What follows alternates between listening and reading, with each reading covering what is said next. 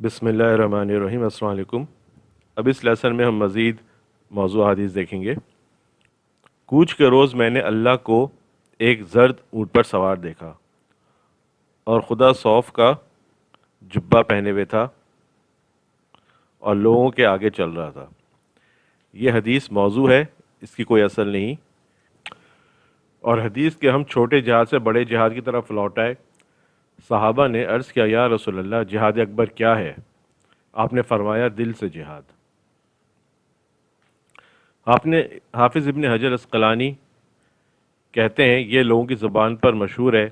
یہ ابراہیم بن ابلا کا قول ہے جو نسائی نے نقل کیا ہے۔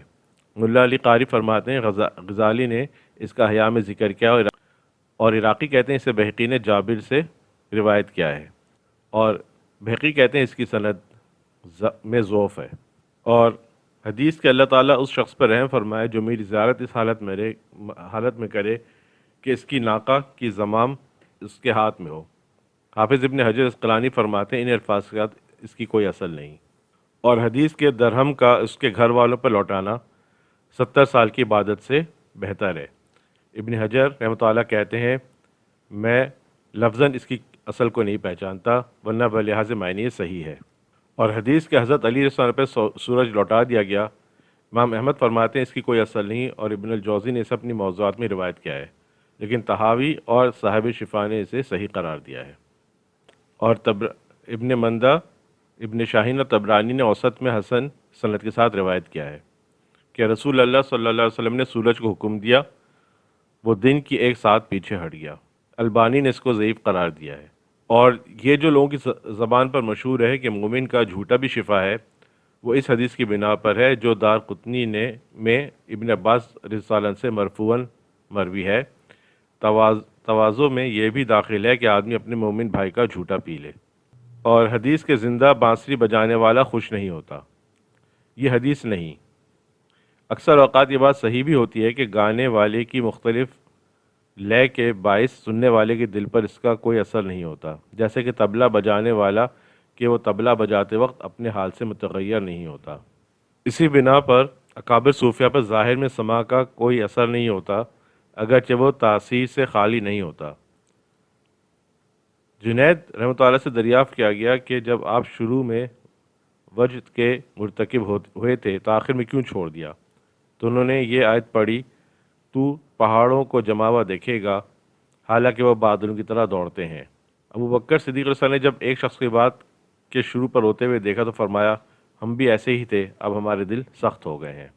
تکلیف بھی رحمت ہے، یہ حدیث نہیں ہے، اور اس لحاظ سے اس کے معنی صحیح ہیں کہ عرفات میں نماز کے لیے ٹھہرنا، ذکر و علم کی مجلس میں بیٹھنا اور برکتوں کی ساعتوں میں طواف کرنا، اگرچہ یہ بظاہر زحمت ہے لیکن رحمت کا سبب ہے۔ اور حدیث کے زیور میں زکوٰۃ نہیں، یہ باطل ہے، اس کی کوئی اصل نہیں۔ اور حدیث کے زیدیہ فرقہ اس امت کا مجوس ہے۔ سخاوی کہتے ہیں، میں نے اس حدیث کو نہیں دیکھا۔ ہاں، ابو داؤد اور طبرانی کی روایت میں ابن عمر سے قدریہ کے الفاظ مروی ہیں۔ ابن ربی کہتے ہیں یہ حدیث موضوع ہے، اس کی روایت کرنا بھی حلال نہیں، اور زیدیہ فرقہ اس غلط نسبت سے پاک ہے۔ اور حدیث کے قدری اس امت کے مجوسی ہیں، اگر وہ بیمار ہو جائیں تو ان کی عیادت نہ کرو، اور اگر وہ مر جائیں تو ان کے جنازے میں شرکت نہ کرو۔ یہ مصابیح کی احادیث میں سے موضوع حدیث ہے۔ اور حدیث کے میرے صحابہ کو گالی دینا ایسا گناہ ہے جن کی مغفرت نہیں ہو سکتی۔ امام ابن تیمیہ رحمۃ اللہ فرماتے ہیں، نبی کریم صلی اللہ علیہ وسلم پر جھوٹ ہے۔ اور حدیث کے نبی کریم صلی اللہ علیہ وسلم کی شہادت کی انگلی درمیانی انگلی سے بڑی تھی۔ جس شخص نے روایت بیان کی اس نے غلطی کی ہے، یہ بات آپ کے پیروں کی انگلیوں میں پائی جاتی تھی۔ حافظ ابن حجر اسقلانی کہتے ہیں، یہ لوگوں کی زبان پر بہت مشہور ہے، اور سلف میں سے بھی ضمیری کو غلطی ہوئی۔ انہوں نے روایت کو اعتماد کے ساتھ مطلقاً بیان کیا اور اس سے نبی کریم صلی اللہ علیہ وآلہ وسلم کے ہاتھ کی انگلیاں مراد لیں اور اسے حضور صلی اللہ علیہ وسلم کی خصوصیت ٹھہرایا، حالانکہ حدیث مسند احمد بن حنبل میں پاؤں کی قید کے ساتھ موجود ہے۔ اور حدیث کے راز آزاد لوگوں کے پاس ہوتا ہے، ایسے یہ بھی لوگوں کا قول ہے کہ آزاد آدمیوں کے سینے رازوں کی قبریں ہیں۔ یہ بعض نیک لوگوں کا کلام ہے، حدیث نہیں۔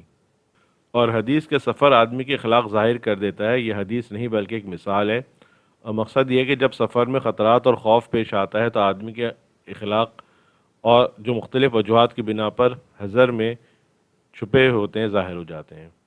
اور حدیث کے مکہ کے بے وقوف جنت کے پتے ہوں گے۔ سخاوی مقاصد میں کہتے ہیں، ہمارے شیخ حافظ ابن حجر اسقلانی کہتے ہیں، میں اس سے واقف نہیں۔ اور حدیث کے گوشہ نشینی میں سلامتی ہے، کلام تو صحیح ہے لیکن یہ حدیث صحیح نہیں۔ اور حدیث کے یہود و نصارہ کو سلام کرو لیکن میری امت کے یہود کو سلام نہ کرو۔ عرض کیا گیا کہ آپ کی امت کے یہود کون ہیں؟ آپ نے فرمایا جو نماز چھوڑ دے۔ سیوطی رحمۃ اللہ کہتے ہیں، میں اس سے واقف نہیں۔ اور حدیث کے مسواک آدمی کی فصاحت کو زیادہ کرتی ہے، اس کا موضوع ہونا ظاہر ہے۔ اور حدیث کے دنیا اور آخرت کے کھانوں کا سردار گوشت ہے۔ اس نے ابن ماجہ اور ابن ابی دنیا نے ابو دردہ سے مرفوعاً روایت کیا ہے، لیکن اس کی سند ضعیف ہے، کیونکہ اس حدیث کو سلیمان بن عطا مسلمہ الجمعانی سے روایت کرتا ہے۔ ابن حبان سلیمان کے بارے میں کہتے ہیں کہ وہ مسلمہ سے بہت سی موضوع احادیث روایت کرتا ہے۔ میں نہیں جانتا کہ یہ غلطی سلیمان کی ہے یا مسلمہ کی۔ ابن الجوزی نے اسے موضوعات میں داخل کیا ہے۔ اور حدیث کے دنیا کے کھانوں کا سردار گوشت پھر چاول ہے۔ اسے ابو نعیم نے طب نبی میں بیان کیا ہے، لیکن چاول کے بارے میں کوئی حدیث صحیح نہیں ہے۔ اور حدیث کے میں آدم کی اولاد کا سردار ہوں اور علی رضی عرب کے سردار ہیں، اس کے بہت سے شواہد ہیں اور سب کے سب ضعیف ہیں، بلکہ امام ذہبی نے اس پر وضع کا حکم لگایا ہے۔ اور حدیث کے بلال رضی کی سین اللہ کے نزدیک شین ہے۔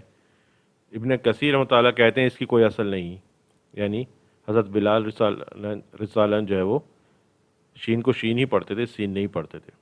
اور حدیث کے عورتوں سے مشورہ کرو پھر ان کے مشورے کے خلاف کرو، یہ ان الفاظ کے ساتھ ثابت نہیں، چاہے معنوی لحاظ سے اس کے لیے وجہ موجود ہو۔ جبکہ سخاوی کہتے ہیں، میں اسے مرفوعاً نہیں پہچانتا، بلکہ ذیل میں مرفوعاً حضرت انس رضی اللہ عنہ سے یہ روایت ہے، تم میں سے کوئی بغیر مشورہ کے کام نہ کرے، اگر مشورہ کرنے کے لیے کوئی نہ ملے تو عورت سے مشورہ کر لے، پھر اس کی مخالفت کرے، کیونکہ اس کی مخالفت میں برکت ہے۔ اس کی سند میں ضعف بھی ہے اور انقطاع بھی، اور اس میں عیسیٰ بن ابراہیم سخت ضعیف ہے۔ اور حدیث کہ عورتوں کی اطاعت باعث شرمندگی ہے، ابن عدی کہتے ہیں اسے ہشام سے روایت کرنے والا ضعیف ہے۔ ابن جوزی نے اسے موضوعات میں داخل کیا ہے۔ سیوطی کہتے ہیں یہ باطل ہے، اس کی کوئی اصل نہیں۔ اور حدیث کے تمہارے بدماش تمہارے بچوں کے استاد ہیں، جو یتیم پر رحم کرتے ہیں اور مسکین پر سختی کرتے ہیں، یہ موضوع حدیث ہے۔ اور حدیث کے مسلمانوں کی ایک دوسرے پر گواہی جائز ہے، لیکن علماء کی ایک دوسرے پر گواہی جائز نہیں، کیونکہ وہ حاسد ہیں۔ یہ بھی حدیث نہیں اور اس کی سند مختلف وجوہ کی بنیاد پر فاسد ہے۔ البانی نے اس کو موضوع قرار دیا ہے۔ اور حدیث کے شیخ اپنی قوم میں ایسا ہی ہوتا ہے جیسے نبی اپنی امت میں ہوتا ہے، یہ حدیث مقاصد میں ہے۔ ہمارے شیخ وغیرہ اسے یقینی طور پر موضوع سمجھتے تھے۔ یہ بعض پہلے لوگوں کا کلام ہے۔ بعض جگہ یہ بھی آیا کہ شیخ اپنی جماعت میں ایسا ہی ہے جیسے کہ نبی اپنی قوم میں، کہ اس سے لوگ علم حاصل کرتے اور ادب سیکھتے ہیں، یہ سب کی سب باطل ہیں۔ امام ابن تیمیہ رحمۃ اللہ نے اسے موضوع قرار دیا ہے۔ فجر کی اذان میں الصلاۃ خیر من النوم کے جواب میں صدقہ رسول اللہ صلی اللہ علیہ وسلم، یہ عام آدمیوں کا کلام ہے، جسے وہ صبح کی اذان پر الصلاۃ خیر من النوم کے بعد کہتے ہیں، اس کی کوئی اصل نہیں۔ اور اسی طرح بعض لوگ الصلاۃ خیر من النوم کے جواب میں کہتے ہیں صدقتا وررتا وبالحق نطقتا، بے ثبوت ہے، اس کی کوئی مستند دلیل نہیں۔ اسے شافعیہ نے مستحب قرار دیا ہے۔ ضمیری کہتے ہیں ابن رفاع کا قول ہے، اس میں حدیث موجود ہے لیکن وہ یہ نہیں جانتے کہ کس نے اسے روایت کیا ہے۔ اور حدیث کے روٹی چھوٹی پکایا کرو اور تعداد میں زیادتی کیا کرو، اس میں تمہاری لیے برکت ہے، اس کی سند بیکار ہے۔ ابن الجوزی نے اسے موضوعات میں شمار کیا ہے۔ اور حدیث کے انگوٹھی کے ساتھ نماز پڑھنا بغیر انگوٹھی کی نماز 70 نمازوں کے برابر ہے۔ حافظ ابن حجر رحمۃ اللہ فرماتے ہیں کہ یہ موضوع حدیث ہے۔ اور حدیث کے پگڑی باندھ کر نماز پڑھنا 25 نمازوں کے برابر ہے، اور پگڑی باندھ کر جمعہ پڑھنا 70 جمعوں کے برابر ہے، اور امامہ کے ساتھ نماز پڑھنے کی 10,000 نیکیاں ہیں۔ شیخ البانی نے اس کو موضوع قرار دیا ہے۔ اور حدیث کے پگڑی میں نماز پڑھنے سے 10,000 نیکیاں ملتی ہیں، البانی نے اس کو موضوع قرار دیا ہے۔ اور حدیث کے عالم کے پیچھے نماز پڑھنے سے 4,440 نمازوں کا اجر ملتا ہے، یہ باطل ہے۔ اور ہدایہ کی حدیث مرفوع ہے، جس نے نیک آدمی کے پیچھے نماز پڑھی تو گویا اس نے نبی کے پیچھے نماز پڑھی۔ سخاوی کہتے ہیں میں نے ان الفاظ کے ساتھ اس سے واقف نہیں۔ اور حدیث کے دن کی نماز گونگی ہے، کیونکہ اس میں قلت سننے میں نہیں آتی، جیسا کہ نہایہ میں ہے نووی رحمۃ اللہ شرح المذہب میں فرماتے ہیں یہ باطل ہے، اس کی کوئی اصل نہیں۔ اسی طرح دار قطنی فرماتے ہیں یہ حدیث رسول نہیں بلکہ بعض فقہا کا قول ہے۔ زرکشی کہتے ہیں کہ دار قطنی اور نووی کا قول ہے کہ یہ باطل ہے، اس کی کوئی اصل نہیں۔ یہ فضائل قرآن میں ابو عبیدہ بن عبداللہ بن مسعود کا قول ہے۔ اور حدیث کے مسواک کر کے نماز پڑھنا بغیر مسواک کی 70 نمازوں سے بہتر ہے۔ ابن عبد البر نے اپنی تمہید میں یحییٰ بن معین سے روایت کیا ہے کہ یہ حدیث باطل ہے۔ سخاوی کہتے ہیں یہ انہوں نے اس نسبت سے فرمایا جو ان کے پاس سندات پہنچی تھیں۔ سیوطی کہتے ہیں حارث نے اپنی مسند میں ابو یعلا اور حاکم نے عائشہ سے اور دہلوی نے ابو ہریرہ سے بھی اسے روایت کیا ہے۔ ابن قیم الجوزی فرماتے ہیں اس امام احمد، ابن خزیمہ اور حاکم نے اپنی صحیحین میں اور بزار نے اپنی مسند میں روایت کیا ہے۔ اور حدیث کے رسول اللہ صلی اللہ علیہ وسلم پر درود پڑھنا رد نہ کیا جائے گا، اس کا مرفوع ہونا ثابت نہیں، یہ ابو سلیمان الدرانی کا قول ہے۔ جیسا کہ ابن جوزی نے اپنی حسن میں ذکر کیا ہے، ان کے الفاظ یہ ہیں: جب تو اللہ سے کسی حاجت کا سوال کرے تو پہلے درود سے ابتدا کر، پھر جو تیرا جی چاہے مانگ، دعا مانگ، پھر درود ہی پر ختم کر، کیونکہ اللہ سبحانہ تعالیٰ اپنے کرم سے دونوں درود کو قبول فرمائے گا اور یہ اس سے بعید ہے کہ وہ درمیان کو چھوڑ دے، یعنی دعا کو۔ غزالی نے اس کا احیاء میں مرفوعاً ذکر کیا ہے، سخاوی کہتے ہیں میں اس سے واقف نہیں۔ یہ ابو درداء رسالہ سے مرفوعاً مروی ہے کہ جب تم اللہ سے سوال کرو تو تم پہلے رسول اللہ صلی اللہ علیہ وآلہ وسلم پر درود پڑھو، کیونکہ اللہ تعالیٰ اس سے زیادہ کریم ہے کہ وہ ایک حاجت کو پوری کرے اور دوسری کو لوٹا دے۔ اور حدیث کے نماز دین کا ستون ہے۔ ابن صلاح مشکل سیوط کہتے ہیں یہ معروف نہیں، نووی کہتے ہیں یہ منکر ہے، باطل ہے، لیکن دہلوی نے اسے حضرت علی سے روایت کیا ہے جیسے کہ سیوطی کہتے ہیں، اور بہقی نے شعب الایمان میں حضرت عمر سے مرفوعاً روایت کیا ہے، لیکن وہ ضعیف ہے۔ اس کو امام سخاوی فیروز آبادی نے ضعیف قرار دیا ہے، البانی نے اس کو ضعیف قرار دیا ہے۔ اور حدیث کے دو کمزور ایک طاقتور پر غالب آ جاتے ہیں، یہ بھی حدیث نہیں ہے۔ اور حدیث کے اہل دیہات کے ذمہ جو مہمان نوازی ہے وہ اہل شہر کی ذمہ نہیں، البانی نے اس کو موضوع قرار دیا ہے۔ اس کو قضائی نے ابن عمر سے روایت کیا ہے، اس کی کوئی اصل نہیں۔ اور حدیث کے بخیل کا کھانا بیماری اور سخی کا کھانا شفا، حافظ ابن حجر عسقلانی فرماتے ہیں حدیث منکر ہے، اور ذہبی کہتے ہیں یہ جھوٹ ہے۔ ابن عدی کہتے ہیں یہ مالک سے مروی اور باطل ہے۔ اور حدیث کے ذلت دوزخ کی آگ سے بہتر ہے۔ ابن عبد البر استیاب میں روایت کرتے ہوئے کہتے ہیں کہ جملہ حسن رسالہ نے بولا تھا جب انہوں نے امیر معاویہ رسالہ سے صلح کی تھی، تو ان کے ساتھی بولے اے مسلمانوں کو ذلیل کرنے والے، انہوں نے فرمایا ذلت دوزخ سے بہتر ہے۔ اور حدیث کے قریش کا عالم زمین کو علم سے بھر دے گا، سغانی کہتے ہیں یہ موضوع ہے۔ عراقی نے ان پر اعتراض کیا اور کہا یہ موضوع نہیں، لیکن ہاں ضعف سے خالی نہیں۔ اور حدیث کے عقل مند کی دشمنی بے وقوف کی دوستی سے بہتر ہے، یہ حدیث نہیں ہے، مگر سخاوی کہتے ہیں کلام صحیح ہے۔ اور حدیث کے مومن کا دشمن وہ ہے جو اس کے عمل پر عمل کرے۔ سخاوی کہتے ہیں میں ہی نہیں جانتا کہ یہ حدیث ہے، اور ملا علی قاری کہتے ہیں کہ یہ حدیث نہیں ہے۔ اور حدیث کے عذر گناہ سے زیادہ سخت ہے، یہ حدیث نہیں ہے۔ اور حدیث کے عرب عجم کے سردار ہیں، لفظاً اس کی کوئی اصل نہیں اور معنی اس کے صحیح ہیں۔ اور حدیث کے مجھ پر میری امت کے عمل پیش کیے گئے تو میں نے ان میں مقبول بھی پائے اور مردود بھی، مگر مجھ پر درود۔ سیوطی کہتے ہیں میں اس کی سند سے واقف نہیں۔ اور حدیث کے علم دو ہیں، ایک دین کا علم، ایک بدن کا علم۔ امام سغانی کہتے ہیں یہ موضوع ہے۔ ذیل میں یہ بھی مسلسل حضرت حذیفہ سے روایت کیا گیا ہے، میں نے دریافت کیا علم باطن کیا ہے، آپ نے فرمایا میں نے جبرائیل سے دریافت کیا تھا، انہوں نے اللہ تعالیٰ کی طرف سے یہ فرمایا یہ میرے اور میرے دوستوں، اولیاء اور نیک لوگوں کے درمیان ایک راز ہے جو میں ان کے دل میں ودیعت کرتا ہوں، جس پر نہ تو کوئی مقرب فرشتہ مطلع ہو اور نہ کوئی نبی مرسل۔ حافظ ابن حجر عسقلانی فرماتے ہیں یہ موضوع ہے، حسن بصری کی سیدنا حذیفہ سے ملاقات ثابت نہیں۔ اور حدیث کے نیک لوگوں کے ذکر کے وقت رحمت کا نزول ہوتا ہے، حافظ ابن حجر عسقلانی فرماتے ہیں اس کی کوئی اصل نہیں۔ عراقی تخریج الاحیاء علوم میں فرماتے ہیں یہ سفیان بن عینیہ کا قول ہے۔ لو سے روایت ہے کہ میں نے اللہ سے عرش کے اوپر سے سنا، وہ چیز جس کے وجود کے بارے میں فرماتا ہے وہ ہو جاتی ہے۔ اللہ تعالیٰ کا کاف اور نون پر بھی نہ پہنچتا تھا کہ وہ ہو جاتی تھی۔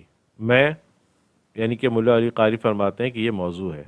اور حدیث کے غربا انبیاء کے وارث ہیں۔ عربی میں غریب مسافر کے معنی میں آتا ہے۔ اللہ نے کوئی نبی ایسا نہیں بھیجا جو اپنی قوم میں غریب نہ ہو۔ یہ حضرت انس رضی اللہ عنہ سے مرفوعاً مروی ہے۔ یہ حدیث باطل ہے، اور حدیث کے گانا دل میں نفاق کو ایسے ہی اگاتا ہے جیسے پانی سبزہ ترکاری وغیرہ کو اگاتا ہے۔ نووی رحمۃ اللہ فرماتے ہیں یہ صحیح نہیں۔ سیوطی نے کہتے ہیں اسے دہلوی نے حضرت انس اور ابو ہریرہ سے روایت کیا ہے۔ اور حدیث کے ماہ رجب کی دوسرے مہینوں پر فضیلت ایسی ہے جیسے قرآن کریم کی تمام کتابوں پر، اور شعبان کو دوسرے مہینوں پر وہی فضیلت حاصل ہے جو مجھے تمام انبیاء کرام پر، اور رمضان کو دوسرے مہینوں پہ فضیلت حاصل ہے جو خدا کو تمام بندوں پر۔ حافظ ابن حجر اسقلانی کہتے ہیں کہ موضوع حدیث ہے۔ فضائل رجب کے بارے میں تمام روایات ضعیف ہیں۔ اسی طرح رجب کی نمازوں کے بارے میں کوئی روایت صحیح نہیں۔ اور حدیث کے فقر میرا فخر ہے اور میں اسی کے ساتھ فخر کرتا ہوں۔ حافظ ابن حجر اسقلانی فرماتے ہیں یہ باطل ہے، موضوع ہے۔ امام ابن تیمیہ رحمۃ اللہ فرماتے ہیں یہ جھوٹ ہے۔ اور حدیث کے منہ خاموش ہے تو رب کافی ہے، اور اسی طرح یہ بھی کہ اللہ کا دوست ہے جو خاموش رہے۔ ابن دبی کہتے ہیں یہ حدیث نہیں اور معنی اس کے صحیح ہیں، اور اس حدیث سے ماخوذ ہے جو خاموش رہا اس نے نجات پائی، اور جس نے اللہ پہ توکل کیا اللہ اسے کافی ہے۔ اور حدیث کے آخر زمانے میں روم کی چادر شام اور شام کی چادر مصر جایا کرے گی۔ امام اسقلانی فرماتے ہیں اس کی کوئی اصل نہیں۔ اور حدیث کے حرکت میں برکت ہے، یہ بھی بعض سلف کا کلام ہے اور حدیث نہیں، جیسے کہ ابن دبی کا قول ہے۔ میں نے رسالہ قشیریہ میں ہے کہ میں نے استاد ابو علی سے سنا، وہ فرمایا کرتے تھے کہ لوگوں کا قول ہے کہ حرکت میں برکت ہے۔ اور حدیث کہ آپ نے جبریل علیہ السلام سے فرمایا کیا زوال شمس ہو گیا؟ انہوں نے جواب دیا نہیں ہاں۔ نبی کریم صلی اللہ علیہ وسلم نے فرمایا تم نے یہ نہیں ہاں کیوں کہا؟ انہوں نے جواب دیا میں نے جو کہا نہیں تو مقصد یہ تھا کہ میں یہ کہتا ہوں ہاں سورج 500 سال کی مسافت پر چلا گیا۔ ملا علی قاری کہتے ہیں کہ اس کی کوئی اصل نہیں۔ اور حدیث کے مسور کی دال 70 انبیاء کی زبان سے پاک ہوئی، جس میں آخری عیسیٰ علیہ السلام تھے۔ زرکشی کہتے ہیں یہ باطل حدیث ہے، اور ابو نعیم اپنی معرفت میں اس کی سند بیان کی ہے اور کہا ہے کہ اس مضمون کی روایت حضرت علی رضی اللہ عنہ سے بھی مروی ہے، اور اس میں سے کوئی چیز بھی صحیح نہیں بلکہ سب کی سب باطل ہیں، جیسا کہ علی بن المدینی فرماتے ہیں، اور ابن الجوزی نے اس کو موضوعات میں شمار کیا ہے۔ اور حدیث کے قرآن اللہ کا کلام ہے اور مخلوق نہیں، جو اس کے علاوہ کچھ اور کہے اس نے کفر کیا۔ سغانی رحمۃ اللہ کہتے ہیں یہ موضوع حدیث ہے۔ سخاوی کہتے ہیں حدیث تمام سندات کے ساتھ باطل ہے۔ ابن الجوزی نے اسے موضوعات میں ذکر کیا ہے۔ اور حدیث کے قلاقل کی صورتیں پڑھنا فقر سے امان دیتا ہے۔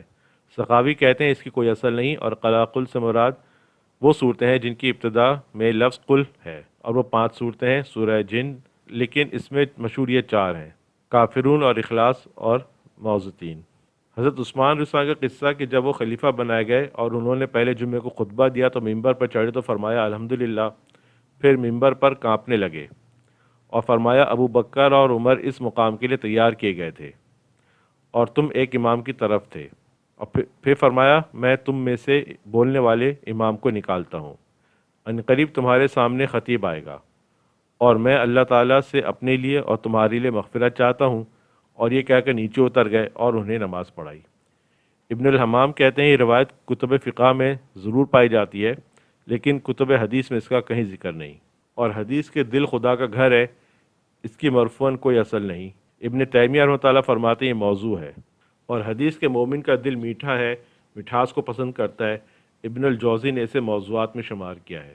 دہلوی نے حضرت علی سے مرفوعاً ذکر کیا ہے مومن میٹھا ہے، مٹھاس کو پسند کرتا ہے، جس نے میٹھی چیز کو اپنے اوپر حرام کیا اس نے اللہ اور رسول کی نافرمانی کی۔ اللہ تعالیٰ کی نعمتوں اور طیبات میں سے اپنے اوپر کوئی چیز حرام نہ کرو، کھاؤ پیو اور اللہ کا شکر ادا کرو، اگر ایسا نہ کرو گے تو اللہ تعالیٰ کا عذاب تمہیں پکڑے گا۔ اس کی سند بالکل بیکار ہے، اور حدیث کے تھوڑی سی توفیق بھی بہت سے علم سے بہتر ہے۔ امام غزالی نے احیاء العلوم میں بیان کیا ہے۔ عراقی کہتے ہیں میں نے اس کی کوئی اصل نہیں پائی، اور حدیث کے کریم اللہ تعالیٰ کا دوست ہے چاہے فاسق ہو، اور بخیل اللہ تعالیٰ کا دشمن ہے چاہے راہب کیوں نہ ہو، اس کی کوئی اصل نہیں، اور فقرہ اولا موضوع ہے، اس لیے نص قرآنی کے خلاف ہے۔ اور دسترخوان پہ بات کرنا، سخاوی کہتے ہیں میں اس بارے میں نہ تو کوئی ممانعت اور نہ کوئی مثبت روایت جانتا ہوں، یعنی نہ وہ حدیث جانتا ہوں جو اس کی نفی پہ دلالت کرے، اور نہ وہ حدیث جانتا ہوں جو اس کی اس بات پر دلالت کرے۔ ویسے نبی کریم صلی اللہ علیہ وسلم کا کھانے کے دوران گفتگو کرنا اکثر احادیث سے ثابت ہے، اور حدیث کے تمام اعمال مقبول بھی ہوتے ہیں اور مردود بھی، سوائے نبی کریم صلی اللہ علیہ وسلم پر درود کے، کیونکہ وہ صرف مقبول ہوتا ہے، مردود نہیں ہوتا۔ امام عسقلانی فرماتے ہیں بے انتہا ضعیف ہے، کیونکہ کسی محدث نے اسے ذکر نہیں کیا، نہ اس کی کوئی معتمد سند نظر آئی۔ اور حدیث کے تمام بنی آدم اپنے باپ کے قبیلے کی جانب منسوب ہوتے ہیں، سوائے فاطمہ کی اولاد کے، کیونکہ میں ہی ان کا باپ اور قبیلہ ہوں۔ ابن الجوزی لکھتے ہیں کہ یہ صحیح نہیں، اور ان پہ یہ اعتراض کیا جاتا ہے کہ اسے طبرانی نے کبیر میں فاطمہ رضی اللہ عنہا سے روایت کیا ہے، اسی طرح ابو یعلا نے بھی، لیکن اس کی سند ضعیف ہے اور حدیث مرسل ہے، اور طبرانی میں اس کا ایک شاہد بھی موجود ہے۔ مقصد یہ ہے کہ حدیث ضعیف ہے، موضوع نہیں۔ اور حدیث کے ہر بدعت گمراہی ہے سوائے عبادت میں بدعت کے، اس کی سند میں کذاب اور متہم راوی ہے۔ یہ حضرت انس رضی اللہ عنہ سے مروی ہے، اس میں حیثم بن عدی کذاب راوی ہے۔ اور حدیث کے ہر ممنوع چیز میٹھی ہوتی ہے، یہ حدیث نہیں ہے۔ اور حدیث کے صوفیہ کا خرقہ پہنو، حسن بصری نے اس خرقہ کو حضرت علی سے پہنا۔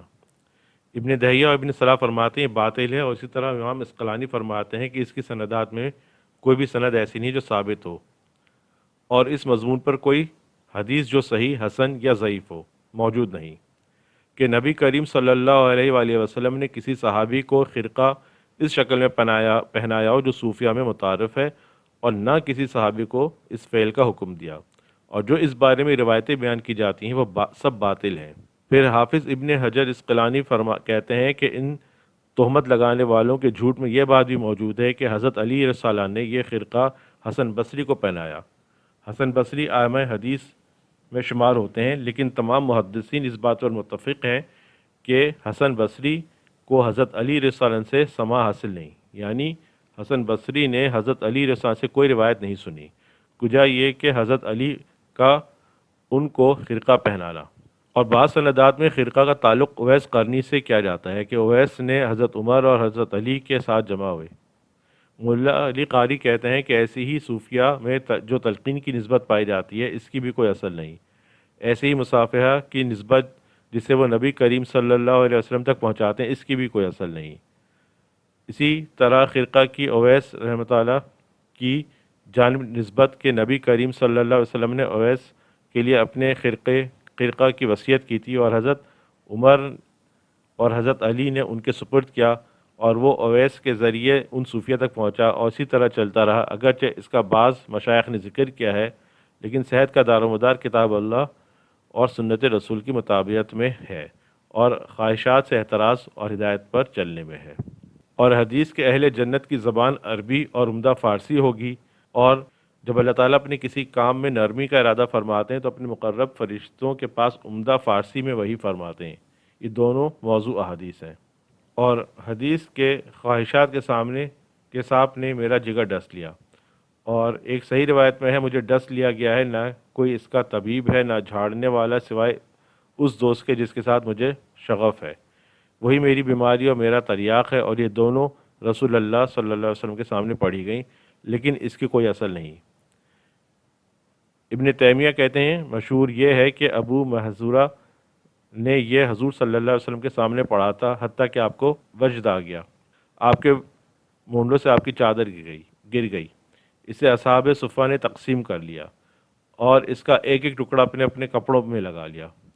باتفاق محدثین جھوٹ ہے، اور اس مضمون میں جتنی روایت بیان کی جاتی ہیں سب موضوع ہیں۔ سیوطی کہتے ہیں اس روایت کو دہلوی نے انس سے روایت کیا ہے، اور دہلوی کہتے ہیں اسی روایت کرنے میں ابو بکر عمار بن اسحاق منفرد ہیں۔ ذہبی کہتے ہیں ایسا معلوم ہوتا ہے کہ اسی نے اس کو وضع کیا ہے۔ دمیری کہتے ہیں ابو طاہر القدسی نے انس رضی سے اور صاحب عوارف نے روایت کیا ہے کہ نبی کریم صلی اللہ علیہ وسلم کے سامنے دو شعر پڑھے گئے تو رسول صلی اللہ علیہ وسلم کا وجد آ گیا، اور صحابہ کلام بھی وجد کرنے لگے، اور آپ کی چادر آپ کے مونڈے سے گر گئی، جب لوگوں کو سکون حاصل ہوا تو اپنے اپنے مقام پر آ کر بیٹھ گئے۔ نبی کریم صلی اللہ علیہ وسلم نے فرمایا وہ شریف نہیں جو سما کے وقت کانپ نہ جائے۔ پھر نبی کریم صلی اللہ علیہ وسلم نے چادر کے ٹکڑے کر کے 400 آدمیوں پر تقسیم کر دیا۔ یہ حدیث موضوع ہے، اس کا گھڑنے والا عمار بن اسحاق ہے، باقی سند معتبر ہے۔ اور حدیث کے اللہ تعالیٰ گانے والے پر اور جس کے لیے گایا جائے دونوں پر لعنت فرمائے، نووی کہتے ہیں یہ صحیح نہیں۔ زرکشی اور سخاوی نے اس کا ذکر کیا ہے اور سیوطی نے اس سے سکوت اختیار کیا ہے۔ اور حدیث کے اللہ تعالیٰ جھوٹے پر لعنت کرتا ہے چاہے مذاق میں ہو۔ سخاوی فرماتے ہیں میں اسے مرفوعاً نہیں جانتا۔ اور حدیث یعنی جب میں نے نبی کریم صلی اللہ علیہ وسلم کو غسل دیا تو پانی آپ کی آنکھوں کے گڑھوں پر بلند ہو گیا، میں نے اسے پی لیا تو مجھے اولین اور آخرین کا علم دے دیا گیا۔ اسے حضرت علی رضی اللہ عنہ نے ذکر کیا ہے، نووی کہتے ہیں یہ صحیح نہیں۔ ملا علی قاری کہتے ہیں رافضیوں کا قول ہے کہ حضرت علی رضی اللہ عنہ نے وہ پانی پیا جو آپ کی ناف میں جمع ہو گیا تھا، اس نے پینے والے کا کوئی قصہ بیان نہیں کیا۔ اور حدیث اگر کسی شخص کا پتھر کے ساتھ بھی خیال اچھا ہو تو اللہ تعالیٰ اسی کے ذریعے اسے نفع دے گا۔ ابن تیمیہ کہتے ہیں یہ موضوع حدیث ہے۔ ابن قیم جوزی کہتے ہیں یہ بت پرستوں کا کلام ہے جو پتھروں کے ساتھ بھی حسن ظن رکھتے ہیں۔ حافظ ابن حجر اسقلانی کہتے ہیں اس کی کوئی اصل نہیں۔